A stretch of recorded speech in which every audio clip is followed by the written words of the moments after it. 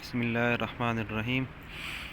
Students, आज हम chapter number 6 जो वर्क एंड एनर्जी है, इसमें हम एनर्जी टॉपिक स्टार्ट करेंगे। तो एनर्जी की डिफिनीशन हम इस तरह करते हैं, the ability of a body to do work. किसी भी बॉडी में ये एबिलिटी, ये कैपेबिलिटी मौजूद हो कि वो वर्क डन कर ले, तो इसको हम एनर्जी कहेंगे।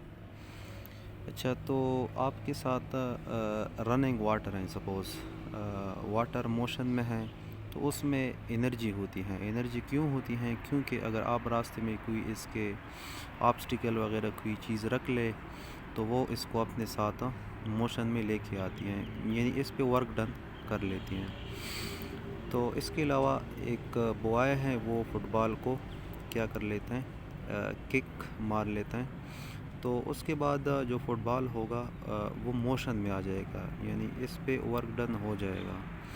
तो अभी ये जो बॉय था, इसमें एनर्जी थी, तो इसने यही एनर्जी इस बॉल को ट्रांसफ़र कर ली। इसी तरह अगर हम कोई बॉल ले ले, तो उसको हम स्ट्रेच कर ले, तो उसको जब हम स्ट्रेच कर लेते हैं, तो हमारे साथ क्या हो जाता है, हम एनर्जी इसको वो ट्रांसफ़र कर लेते हैं, तो एज़ अ रिज़ल्ट वो एरो को शॉर्ट कर लेते हैं। तो एनर्जी इसका जो सिंबल है, इसको हम कैपिटल ई से रिप्रेजेंट करते हैं।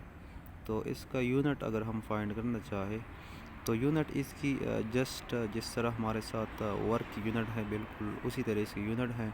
वर्क यूनिट चूँकि हमारे पास न्यूटन मीटर, तो अभी न्यूटन मीटर को हम फिर जूल कह लेते हैं, और जूल को हम कैपिटल जे से रिप्रेजेंट कर लेते हैं। अब ये हम देखना चाहते हैं कि ये स्केलर है या वेक्टर है, तो ये हमारे साथ स्केलर क्वांटिटी है। अच्छा, तो इसके बाद है एनर्जी के हमारे साथ दो क्या है, मेन क्लासिफिकेशन है। एक को हम काइनेटिक एनर्जी कहते हैं, और दूसरी को हम पोटेंशियल एनर्जी कहते हैं। तो पहले हम काइनेटिक एनर्जी के बारे में पढ़ते हैं। तो what is kinetic energy? Kinetic energy is the energy of a body due to its motion. जब भी कोई बॉडी मोशन में हो, तो उसमें जो एनर्जी होती है, इसको हम काइनेटिक एनर्जी कहते हैं। अच्छा, इसके साथ साथ ये जो विंड एनर्जी है, सबसे पहले विंड क्या होता है? जब भी एयर हमारे साथ मोशन में हो, तो इसको हम विंड कहते हैं। तो जब ये जो हमारे साथ विंड एनर्जी है, इसके थ्रू हम विंड मिल्स क्या करते हैं, चलाते हैं, जिससे हम इलेक्ट्रिसिटी प्रोड्यूस करते हैं। तो ये विंड एनर्जी काइनेटिक एनर्जी है, और ये क्या कर लेते हैं, इसमें एक कैपेबिलिटी मौजूद होती है कि वो विंड मिल्स पे वर्क डन कर लें। इसी तरह हमारे साथ वाटर एनर्जी हैं, तो वाटर भी जब मोशन में हो, तो वो क्या कर लेते हैं, इसमें काइनेटिक एनर्जी होती हैं, तो इसके थ्रू हम वाटर टरबाइन पे वर्क डन कर लेते हैं, जिससे हम इलेक्ट्रिसिटी जनरेट करते हैं। अच्छा, काइनेटिक एनर्जी के लिए हमारे साथ जो सिंबल है, वो हम ई लिखते हैं, लेकिन सबस्क्रिप्ट में हम के लिख लेते हैं, मीन काइनेटिक एनर्जी। तो इसका जो फार्मूला है, वो 1/2 mv²।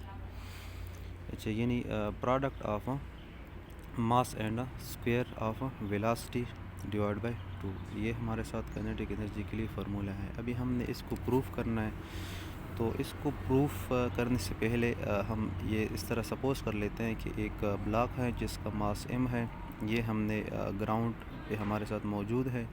इनिशियल वेलोसिटी इसकी 0 है, यानी ये बिल्कुल रेस्ट पोजीशन पे पड़ा है ग्राउंड पे। अच्छा, हम इस पे हॉरिजॉन्टल फोर्स लगा रहे हैं। इनिशियली जब हम इस पे फोर्स नहीं लगाया था, तो उस वक्त ये बॉडी बिल्कुल रेस्ट में थी, यानी इसकी इनिशियल वेलोसिटी 0 थी। जब हम इस पे फोर्स लगा लेते हैं, तो ये बॉडी मोशन में आ जाएगी। जब ये बॉडी मोशन में आ जाएगी, यानी ये डिस्प्लेसमेंट कवर कर लेगा। तो अभी इसकी वेलोसिटी जो थी, वो अभी 0 नहीं रही, अभी इसकी वेलोसिटी फाइनल वेलोसिटी हो गई, जिसको हम जनरलाइजेशन के लिए v कह देते हैं। अच्छा, तो अभी यहाँ पे ये जो बॉडी मोशन में आ गई, यानी इसकी कुछ वेलोसिटी हो गई, तो ये एक्चुअली हमारे साथ क्या हो गया, ये काइनेटिक एनर्जी अभी जो है ना, ये चूँकि मोशन में है, तो मोशन के दौरान जो एनर्जी होती हैं, वो काइनेटिक एनर्जी होती हैं। अच्छा, इसके बाद हमारे साथ क्या है, नेक्स्ट यहाँ पे जो काइनेटिक एनर्जी इनिशियली तो बॉडी रेस्ट में थी, यानी किसी भी किस्म की एनर्जी नहीं थी, तो ये काइनेटिक एनर्जी कहाँ से आ गई? हमने इस पे फोर्स लगाया, यानी हमने इस पे वर्क डन कर लिया। तो जब हमने वर्क डन कर लिया तो हम इस तरह कर सकते हैं कि वर्क डन को हम काइनेटिक एनर्जी के बराबर ले लेते हैं, क्योंकि वर्क डन की वजह से ही बॉडी में काइनेटिक एनर्जी आ गई। तो वर्क डन चूँकि हमें पता है उसकी डिफिनीशन ये है, फोर्स एंड डिस्प्लेसमेंट। अभी हमने इफ़ की वैल्यू फाइंड करनी है और इसकी वैल्यू फाइंड करनी है। तो न्यूटन लॉ के मुताबिक हम इफ़ की वैल्यू लिख सकते हैं ma। अगर हमने इसकी वैल्यू फाइंड करनी है तो चूँकि हम यहाँ पे डेटा को देख लेंगे, डेटा में हमारे साथ इनिशियल वेलोसिटी है, फाइनल वेलोसिटी है, तो हमने डिस्प्लेसमेंट को फाइंड करना है। तो इसलिए हम यहाँ पे Newton third law of motion इस्तेमाल कर लेते हैं, जो कि हमारे साथ ये है।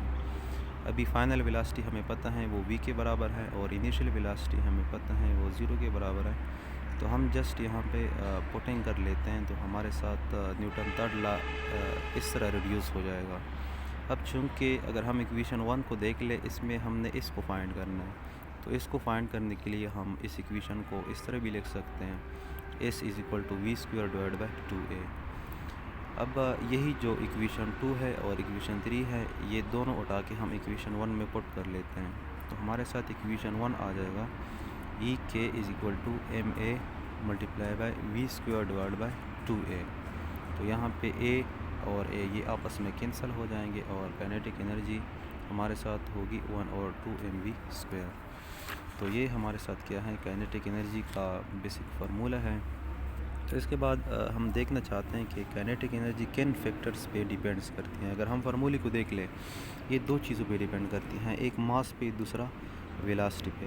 मास के साथ इसका डायरेक्टली रिलेशन है और वेलोसिटी के साथ भी इसका डायरेक्टली रिलेशन है। अच्छा, नेक्स्ट हमारे साथ है पॉइंट टू पॉन्डर। तो इसमें हमारे साथ क्वेश्चन ये है कि does earth do work on the moon. चूँकि हमें पता है कि जो मून है वो अर्थ के अराउंड सर्कुलर पाथ में, सर्कुलर ऑर्बिट में क्या करते हैं, रिवॉल्व हमारे साथ होता है। तो इसीलिए अब हम यहाँ पे ये देखेंगे कि वर्क डन ये अर्थ मून पे करता है या नहीं करता है। तो हमारा आंसर होगा नो। अब इसका रीज़न भी हमने बताना है, तो रीज़न हम इस तरह करेंगे, जो हमारे साथ वर्क डन के लिए जो फार्मूला हम इस्तेमाल करते थे, जो कंप्लीट फार्मूला था, F S cos of T था। अच्छा, अब यहाँ पे हमने पहले एंगल को देखना है कि एंगल यहाँ पे कितनी है।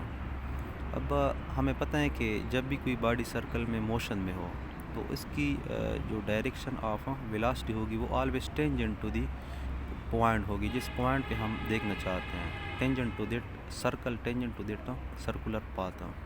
तो v की डायरेक्शन ये है, तो मीन डिस्प्लेसमेंट की डायरेक्शन भी ये है, यानी इसकी डायरेक्शन भी अलॉन्ग डायरेक्शन ऑफ v है।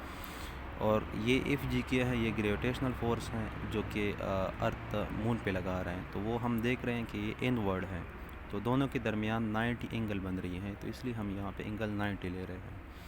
तो अगर हम यहाँ पे पुट कर ले तो हमारे साथ cos ऑफ 90 0 के बराबर हैं, तो कंप्लीट वर्क 0 के बराबर हो जाएगा। सो इसलिए हम कहते हैं कि अर्थ किसी भी किस्म का जो वर्क है वो नहीं करता मून पे। अच्छा, इसके बाद है एग्ज़ाम्पल 6.2। तो एग्ज़ाम्पल 6.2 में क्वेश्चन ये है कि हमारे साथ एक बुलेट है जिसका मास है 60 ग्राम। अब यही बुलेट की काइनेटिक एनर्जी कितनी है, ये 3150 जूल, ये इसकी काइनेटिक एनर्जी है। हमने फाइंड करना है कि यही जो बुलेट है इसकी वेलोसिटी कितनी होगी। तो सबसे पहले मास हमें गिवन है ग्राम में, हमने इसको इस यूनिट में कन्वर्ट करना है। तो इस यूनिट में कन्वर्ट करने के लिए हम 1000 से मल्टीप्लाई भी कर लेंगे, डिवाइड भी कर लेंगे। तो 1000 ग्राम चूँकि केजी के बराबर होते हैं, तो यहाँ पे हम रिप्लेस कर लेते हैं, 1000 हम अपना लिख लेते हैं।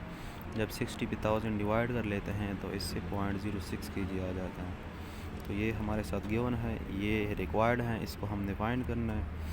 तो इसके बाद है फार्मूला। तो ये फार्मूला हमें पता है। अब हमने चूँकि v की वैल्यू को फाइंड करना है, तो हम क्रॉस मल्टीप्लिकेशन वगैरह कर लेते हैं। तो v की वैल्यू हम ये फाइंड कर लेते हैं कि √2e डिवाइड बाय m। अब नेक्स्ट हमारा स्टेप होगा जस्ट हम पुटिंग करेंगे। तो पुटिंग के बाद हमारे साथ इक्वेशन इस तरह बन जाएगा वेलोसिटी के लिए। तो अब जूल चूँकि हमें पता है कि न्यूटन मीटर के बराबर हैं और हमें ये भी पता है कि न्यूटन केजी मीटर पर सेकंड स्क्वायर के बराबर है, तो ये मीटर ये मीटर ये मीटर स्क्वायर आ जाएगा, तो जूल की जगह हम ये वैल्यू यहाँ पे पुट कर लेते हैं। ये केजी कैंसल, तो आफ्टर मल्टीप्लिकेशन एंड डिविजन्स हमारे साथ इससे आ रहा है इससे 324। तो ये स्क्वायर रूट की वैल्यू चूँकि 1/2 है, तो ये जब डिवाइड हो जाएगा इससे 1 आ जाएगा, और ये -2 है, -2 डिवाइड बाई 2 इससे -1 आ जाएगा। तो जो रिक्वायर्ड वेलोसिटी है बुलेट की वो हमारे साथ 324 मीटर पर सेकंड होगी।